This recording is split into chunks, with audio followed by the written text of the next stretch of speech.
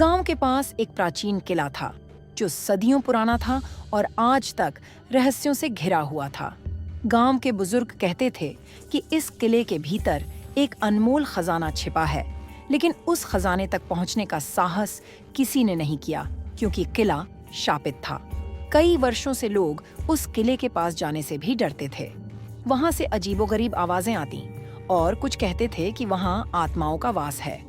शेरू, गांव का एक साहसी और जिज्ञासु लड़का, इस रहस्य को सुलझाने की ठान चुका था। वह बचपन से ही बहादुर था और उसे हमेशा नई चीजें खोजने का जुनून था। एक दिन शेरू ने फैसला किया कि वह किले के रहस्य को उजागर करेगा। वह अपनी यात्रा की तैयारी करने लगा।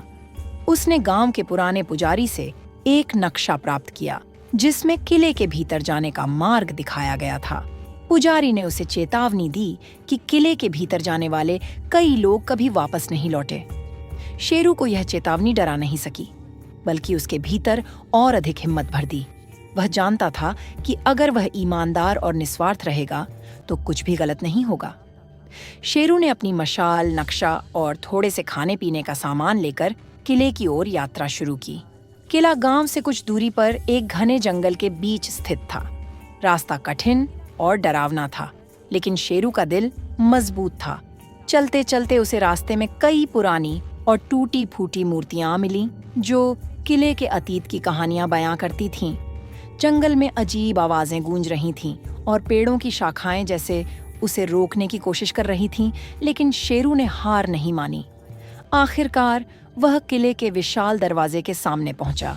दरवाजा इतना बड़ा और भारी था कि उसे खोलने में शेरू को कड़ी मेहनत करनी पड़ी। जैसे ही वह अंदर दाखिल हुआ, उसे एक अजीब सी ठंडक महसूस हुई। किले के भीतर का वातावरण रहस्यमय था। दीवारों पर पुरानी चित्रकारी, टूटी हुई मूर्तियां और जालों से ढकी छतें। ऐसा लगता था कि यहाँ वर्षों से कोई नहीं आया था। शेरू नक्शे के अनुसार आगे बढ़ता गया। जैसे जैसे वह किले के गहरे हिस्सों में गया, उसे एक सुनहरी चमक दिखाई दी। यह वही खजाना हो सकता था जिसके बारे में कहानियां थीं। जब वह उस चमक के पास पहुंचा तो उसने देखा कि वह एक सुनहरी छड़ी थी जो जमीन पर रखी थी और अपनी चमक से पूरी जगह को रोशन कर रही थी। शेरू ने सोचा कि यह वही छड़ी है जो महान शक्ति रखती है, लेकिन जैसे ही उसने उसे उठाने के लिए हाथ बढ़ाया, अचानक से एक रहस्यमयी आत्मा प्रकट हो गई।